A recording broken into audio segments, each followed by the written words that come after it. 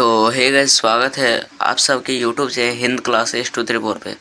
तो आप सबको हम लोग बताने वाले हैं क्या 19 19 सितंबर 19 सितंबर का जो आपका वीकली टेस्ट होने वाला है, ठीक है।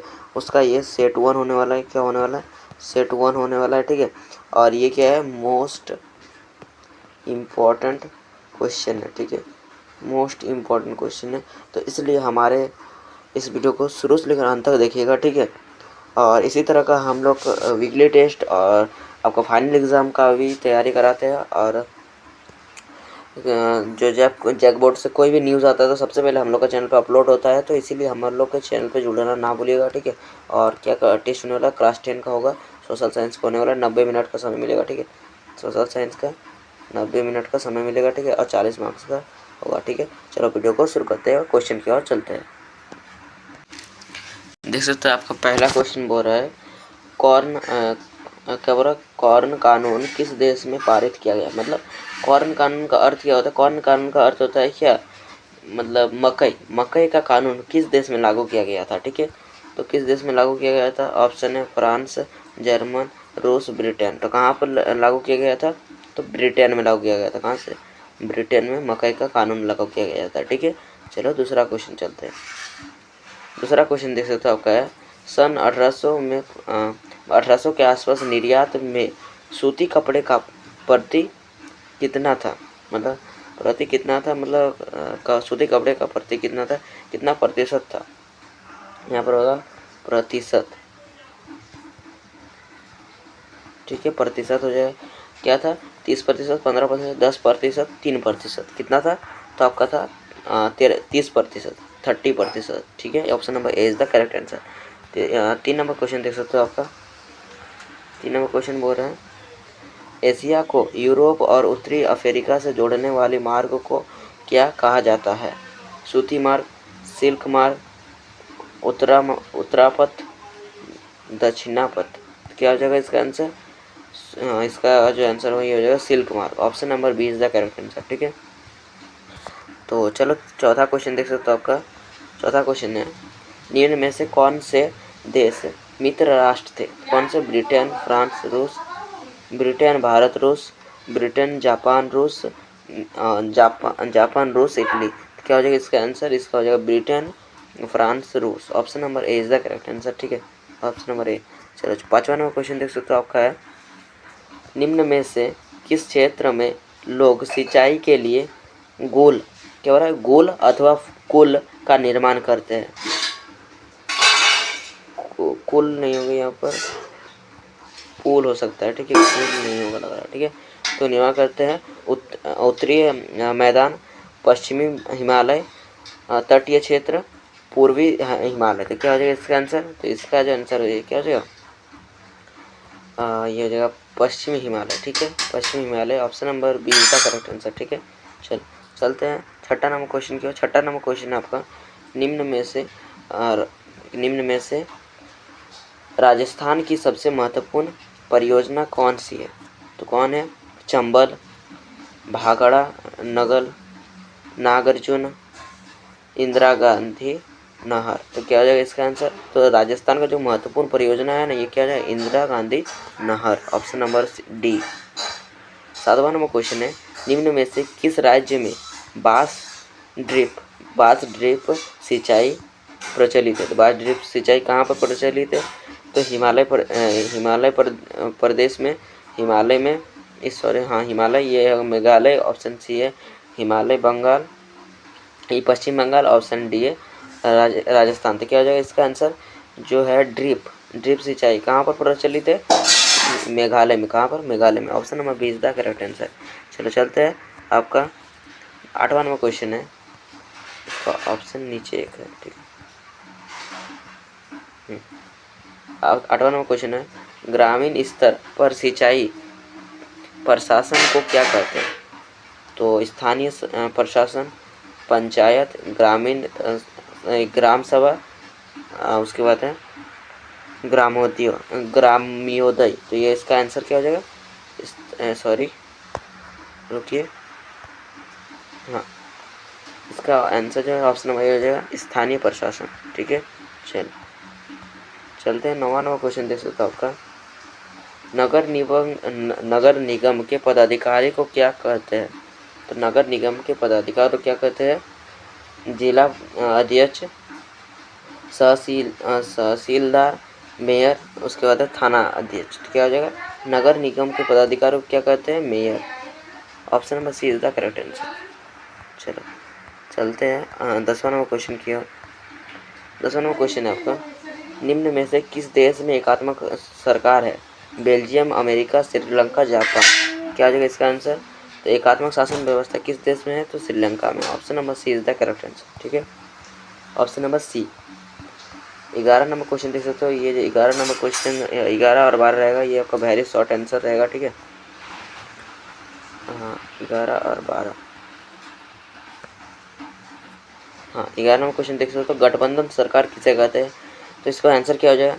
एक से अधिक राजनीतिक पार्टी द्वारा एक साथ, क्या हो जाएगा? एक साथ मिलकर बनाए गए सरकार को गठबंधन सरकार कहते हैं। मतलब बहुत सारा राजनीतिक पार्टी मिलकर एक सरकार बनाती है, उसे कहते हैं गठबंधन सरकार। जैसे कि अभी जो आपके मोदी सरकार जी है, ठीक है, श्री मोदी सरकार जी है, नरेंद्र मोदी, उसकी अभी गठबंधन सरकार ही बनी हुई है। ठीक है, वो अकेले नहीं बना पाए। कितना? 272 सीटें चाहिए, बट 272 नहीं हो पाया इस बार। ठीक है, इसलिए गठबंधन सरकार बैठी हुई है। इसमें 12 नंबर क्वेश्चन है, बहुउद्देशीय परियोजना क्या है? बहुउद्देशीय परियोजना क्या है? तो क्या हो रहा है? नदियों पर बांध बनाकर एक बार में अनेक उद्देश्यों पर प्राप्त करने का प्रयत्न किया जाता है, इसी को कहते हैं बहुउद्देशीय परियोजना। ठीक है, अब देख सकते हो वेरी शॉर्ट आंसर। ठीक है, मतलब ये जो होता है 3 नंबर करके रहता है। कितना क्वेश्चन? 2 क्वेश्चन रहता है। ठीक है, देख सकते हो 13 नंबर क्वेश्चन है, जल संसाधन क्या है? ठीक है, ये मोस्ट इम्पॉर्टेंट क्वेश्चन है। ठीक है, जल संसाधन क्या है?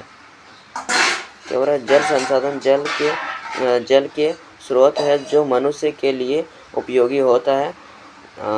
अधिकांश लोगों को ताजे जल की आवश्यकता होती है।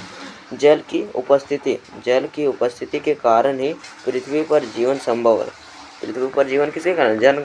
जल के कारण ही। या जल नहीं पियोगे तो नहीं संभव है जीवन संभव है। जल एक अक्षय प्राकृतिक संसाधन। ठीक है, अक्षय मतलब कभी ना खत्म होने वाला। 14 नंबर क्वेश्चन है, संवाद क्या है? संवाद क्या है? तो क्या बोल रहा है? संवाद एक स्थानगत प्रणाली है जिसमें 2 स्तर की राजनीतिक व्यवस्था को सम्मिलित किया जाता है। ठीक है, इसमें एक केंद्रीय स्तर की सरकार और दूसरी एक राज्य या प्रांतीय स्तर की सरकारें होती है जो मिलकर कार्य करती है। मतलब संघवाद जो होता है ना, इसमें दो या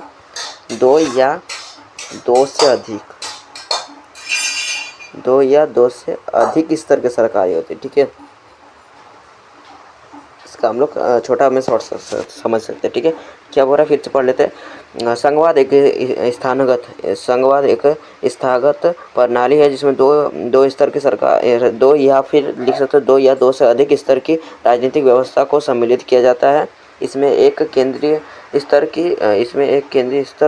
की सरकार और दूसरी एक राज्य या फिर प्रांतीय स्तर की सरकारें होती है जो मिलकर बनाती है, कार्य करती है। ठीक है, इसे कहते हैं संघवाद। ठीक है, चलो देख सकते हो 15 नंबर क्वेश्चन लॉन्ग आंसर है, मतलब लॉन्ग आंसर क्वेश्चन। ठीक है, 5 नंबर करके रहेगा दो क्वेश्चन। ठीक है, 15 नंबर क्वेश्चन है, गिरमिटिया मजदूर क्या है? ये जो है ना आपका बहुत ही इंपॉर्टेंट क्वेश्चन है। ठीक है, बहुत ही इंपॉर्टेंट हुई, इसलिए स्टार मार्क कर दिया। ठीक है, क्या हो रहा है? अब देख सकते हैं इसका हो रहा है उपनिवेशिक शासन के दौरान बहुत सारे लोगों को काम करने के लिए दूसरे देशों में ले जाया जाता था। देखो गिरमिटिया मतलब क्या है?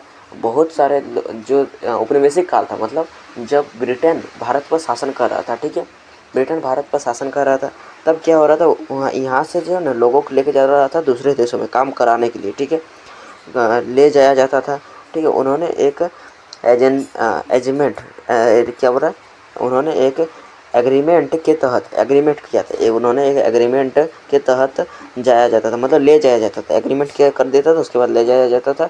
बाद में उसी एग्रीमेंट को यह मजदूर गिरमिट कहने लगा। ठीक है, मतलब क्या हुआ, तो जो मजदूर थे, इसको औपनिवेशिक काल था, मतलब ब्रिटेन लोग भारत पर शासन कर रहे थे, तब जो है ना लोगों को ले जाता था दूसरे देशों में काम करने के लिए। ठीक है, तो दूसरे देशों में काम करने के लिए ले जाया जाता था, और वहाँ पर जो है ना मजदूर तो तब जो पढ़े लिखे लोग नहीं थे, जो मजदूर होंगे वो इतना पढ़े लिखे नहीं होंगे, तो वो जो है ना एग्रीमेंट एक करता था, एग्रीमेंट के तहत लेके जाता था। और जो वही एग्रीमेंट के था ना, तो वो पढ़े लिखे नहीं थे, इसीलिए उसको गिरमिट कहने लगे। मजदूर पढ़े लिखे नहीं थे, इसलिए गिरमिट नाम कर दिया, एग्रीमेंट का नाम गिरमिट कर दिया। ठीक है, तो कहने लगे, जिससे आगे चलकर इन्हें मजदूर को गिरमिटिया मजदूर कहा जाने लगा। ठीक है, समझ गए होंगे इसको। चलो 16 नंबर क्वेश्चन देखते हैं। 16 नंबर क्वेश्चन है, विश्वीकरण क्या है? विश्वीकरण क्या है?